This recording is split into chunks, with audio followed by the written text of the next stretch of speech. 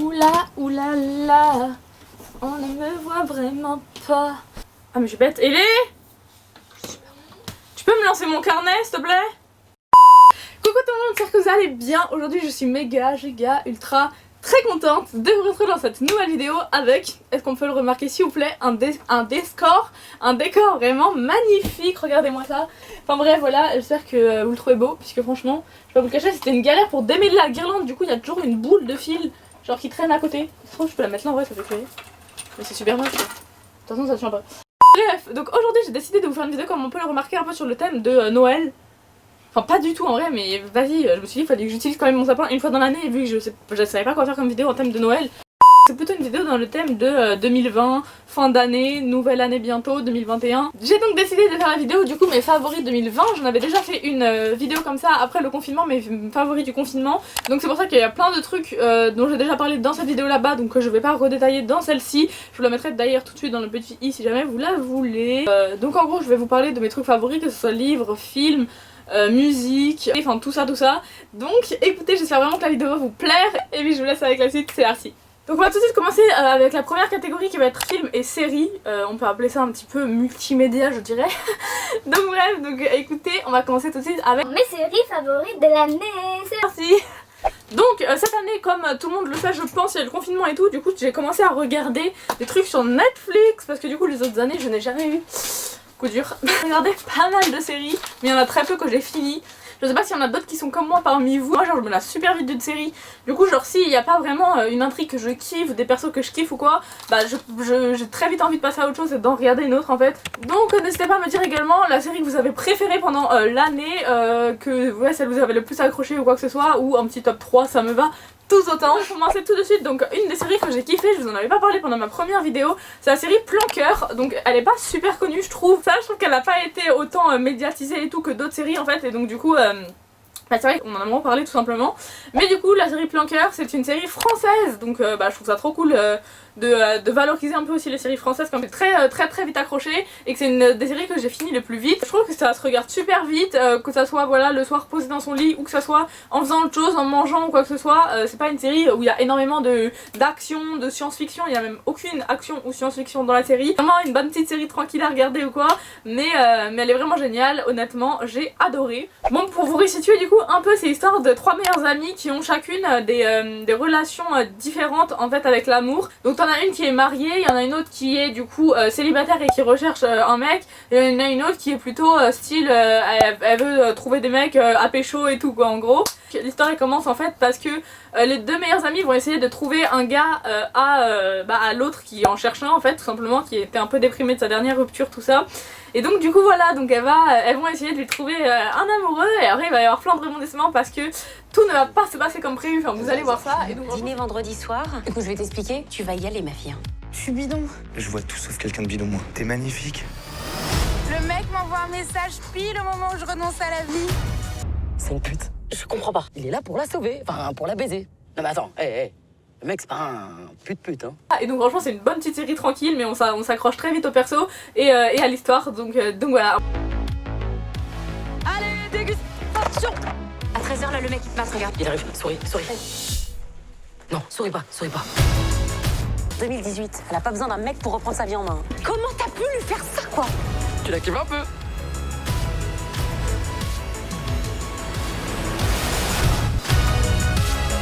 On va passer tout de suite à la prochaine série. Donc cette année j'ai regardé la série The 100, enfin The 100, les 100. Vous appelez ça comme vous voulez, j'en ai marre. Enfin je pense que c'est The 100 à la base, mais bref. Je vous en avais déjà parlé dans ma première vidéo parce que c'est la série que j'avais vraiment saignée pendant le confinement et que là je suis plus trop, j'ai un peu lâché après la saison 3 ou 4 je crois. Du coup pour vous refaire un résumé très bref, donc en gros c'est une série dans laquelle la Terre n'est plus habitable et donc tous les habitants vivent en fait du coup dans l'espace sur une navette spatiale. Sauf qu'un jour en fait il va y avoir trop d'habitants du coup dans le vaisseau et ils vont manquer d'oxygène, donc ils vont devoir envoyer 100 personnes, 100 prisonniers en fait du coup du vaisseau sur la Terre pour tester en fait les conditions et savoir si les autres peuvent venir. On va vous envoyer sur Terre. Vous serez 100 à être envoyés.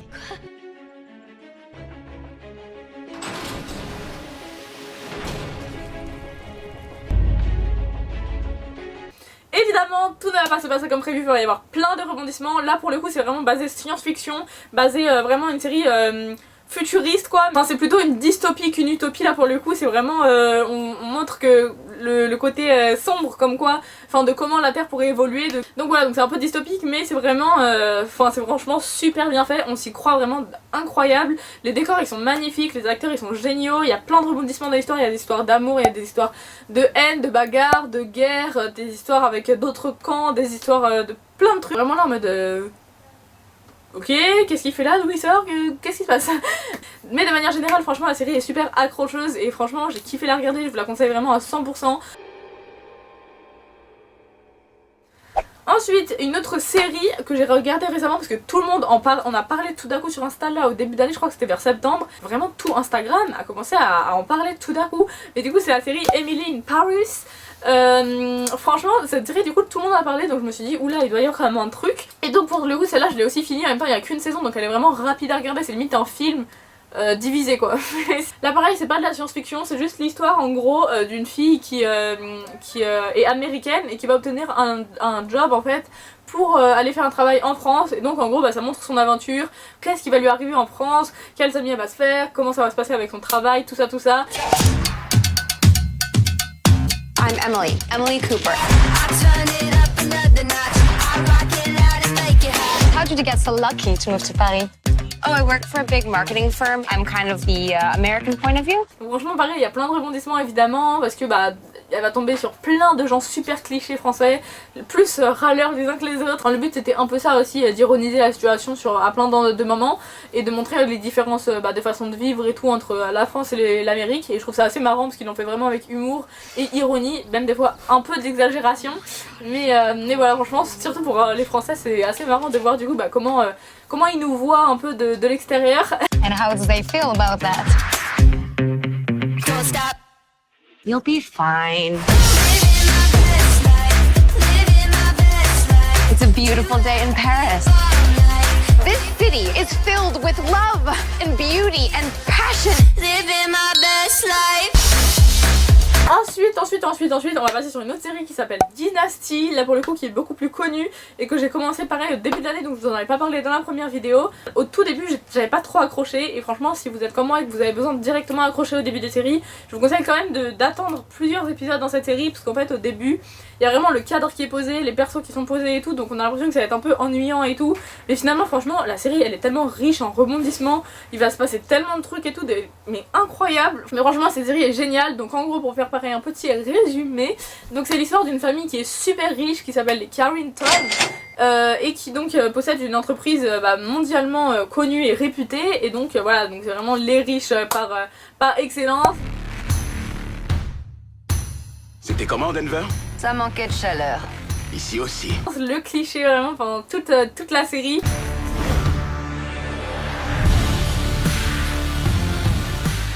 En gros il va leur arriver plein de trucs parce que du coup évidemment ça va montrer un peu les problèmes de riches qu'ils peuvent rencontrer. Donc, ça va parler vraiment de ça, des problèmes quand t'as une entreprise, des problèmes face aux autres, comme concession tu dois faire des fois pour ta famille ou pour ton entreprise. La série est super bien faite, je trouve que franchement on s'ennuie pas du tout dès que vous regardez, vous êtes vraiment vachement pris dans le truc. Les choses sont déjà assez compliquées. Je crois que je vais beaucoup me plaire ici. Pas savoir d'où viendra le prochain coup bas. Tiens-toi prêt. La guerre est déclarée. Et du coup je vous ai mis une petite dernière série, mais pareil je vous en avais déjà parlé, mais une des séries que j'ai kiffé c'est la série Elite. Pareil elle est vraiment très connue, mais franchement je comprends totalement qu'elle soit très connue parce que elle en vaut totalement le coup. C'est l'histoire d'un lycée en fait assez pauvre et tout, assez mal fréquenté, qui va tomber en ruine, enfin qui va vivre une explosion ou un truc comme ça, je sais même plus trop c'est quoi le début de l'histoire. Et du coup il va y avoir certains élèves qui vont bénéficier d'une bourse pour aller dans un lycée super riche. De aquí saldrán los líderes del mañana. ¿Sois nuevos? Pues suerte, la vais a necesitar. Et donc la série montre un peu les différences entre les classes sociales qu'il peut y avoir. Pareil, mais la série en rebondissement elle est incroyable. Voilà, je vous la conseille 100%. Mais pas si vous êtes trop jeune parce que des fois il y a des scènes assez olé olé comme on dit dans le milieu.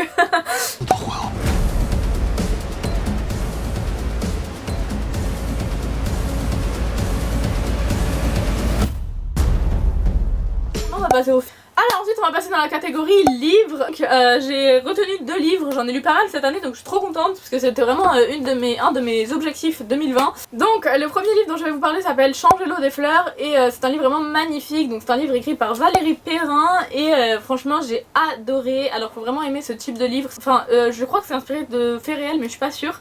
Donc en gros ça raconte l'histoire de Violette Toussaint, qui est donc une femme à apparence ordinaire et qui raconte sa vie en fait. Elle a vraiment une façon de voir les choses vraiment particulière en fait et ça fait vraiment réfléchir. Je trouve que c'est un livre en apparence un peu juste racontage de vie mais finalement il y a vraiment des belles pensées philosophiques et tout derrière le livre et franchement je vous le conseille absolument. Donc en fait elle est propriétaire d'un cimetière et elle raconte comment elle perçoit les gens qui viennent dans le cimetière au quotidien. Il y a plein de retours arrière qui se font dans son passé pour qu'on comprenne un peu mieux sa façon de voir les choses et tout. Mais voilà, en gros je vous le conseille vraiment pour ça parce que il est vraiment beau, il fait vachement réfléchir et franchement une fois qu'on est vraiment dans l'histoire on dévore le livre, c'est incroyable. En fait à chaque fois on découvre de nouvelles choses sur son passé et sur son présent aussi en parallèle et pour un livre qui parle vraiment plus de la moitié du livre se passe dans un cimetière et pourtant franchement le livre passe super vite. Ensuite le deuxième livre et dernier livre dont je vais vous parler s'appelle Un avion sans aile. C'est un livre écrit par Michel Bussy et pareil c'est un livre exceptionnel. Donc en gros ce livre il raconte l'histoire d'un accident qui a eu lieu. En gros il y a un avion qui a craché et on a retrouvé en fait un seul bébé.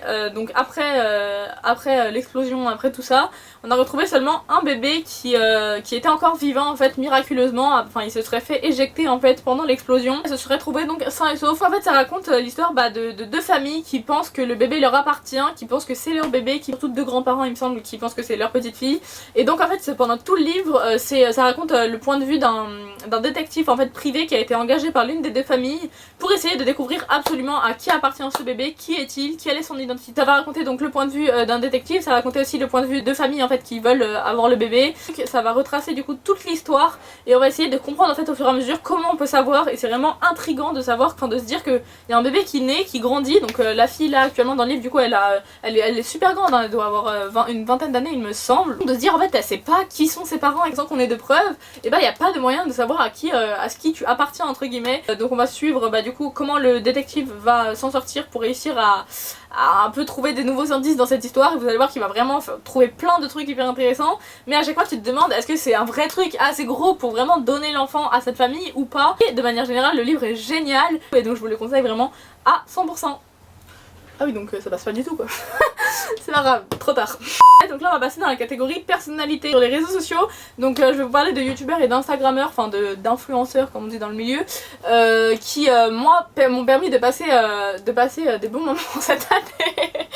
Je parle de mes meilleurs. Non mais en vrai des youtubeurs ou des influenceurs qui selon moi méritent que vous alliez les voir parce que ils permettent quand t'es pas trop bien ou quoi de te faire sourire ou alors de te partager des très bonnes valeurs ou quoi. Enfin je vous le dirai à chaque fois pour chacun d'entre eux. Donc on va commencer tout de suite avec 12 février. Donc 12 février elle a un compte, elle est sur Instagram, elle est aussi sur YouTube, elle a sorti son livre. On a surtout beaucoup entendu son histoire en fait, je sais pas si vous en avez entendu parler. Mais 12 février elle a le haut du corps totalement brûlé ainsi que le cou et la plupart du corps tout simplement. C'est pour ça qu'on l'appelle grande brûlée. C'est quelqu'un vraiment que j'admire énormément, elle partage que des good vibes, que du positif. Elle est tout le temps en train de faire de superbes citations, elle partage tout le temps que du positif et des choses qui te font vraiment conscience de la chance qu'on a d'être en vie, etc. Elle parle beaucoup de son accident et de ce qu'elle a vécu vis-à-vis de ça, du regard des gens, de tout ça, ce qui est vraiment hyper intéressant. Aussi évidemment parler de plein d'autres choses, au quotidien. J'adore vraiment son contenu, il est génial, je vous conseille vraiment d'aller y faire un tour, il y a plein de choses aussi intéressantes qui nous en apprennent plein, franchement génial.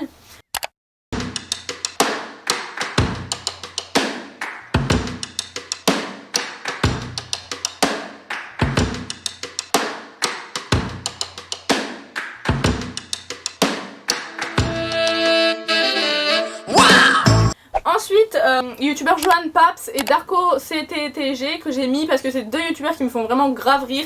Genre je trouve leur bonne humeur et tout, elle est tellement communicative, dès qu'ils rigolent, dès qu'ils font leurs blagues nulles ou quoi. Franchement c'est trop bien, dès que je suis dans un bad mood et que j'ai besoin de savoir que je vais me repositiver, je les regarde et j'adore. Donc franchement je vous conseille vraiment d'aller faire un tour sur leur chaîne ou sur leur compte Insta. Trop bien, toujours dans la bonne humeur et toujours très sympa à regarder.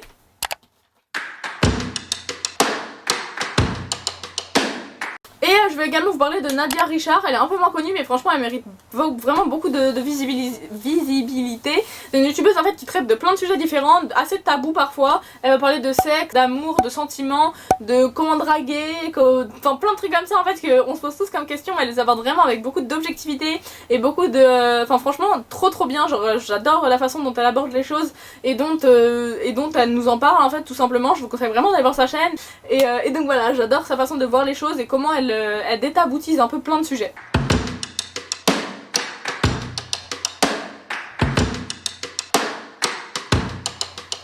Donc voilà tout le monde, j'espère vraiment que cette vidéo vous aura plu. J'espère que vous, votre année s'est bien passée quand même de manière générale, qu'elle n'a pas été trop dure pour vous ou pour vos proches. Et puis je vous souhaite une belle année 2020 également. Bisous.